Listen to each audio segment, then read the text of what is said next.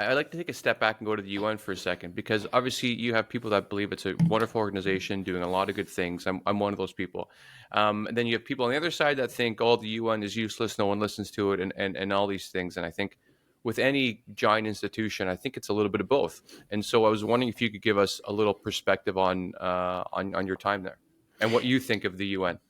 You're spot on that it is a combination of both of those things. And I talk about this quite a bit with folks. And the way I like to frame it is that think of what the world would be like without the United Nations as a starting point. And I don't think we would be having this conversation now because the world probably would have nuked itself 10 times over if the UN was never created. So, in Wow. that sense, the UN's done an amazing job at getting people in the room to talk to each other. And for those who maybe aren't into international politics or diplomacy, might think that's a silly thing, but it makes a world of difference getting countries like the United States, Iran, North Korea, and France all talking to each other.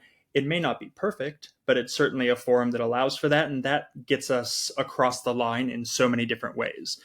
But on Hmm. paper, you probably could not create an organization less useful than the United Nations. It thrives on bureaucracy, it's what keeps it around, and because of that, it's so slow to do anything.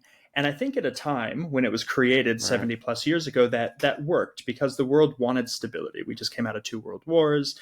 We wanted things just to be level set and things to be expected instead of surprises. And it worked in that sense. But as time's gone on, the UN has been tasked with really meeting more rapid fire events, things that are happening in real time, and it's not made to do that.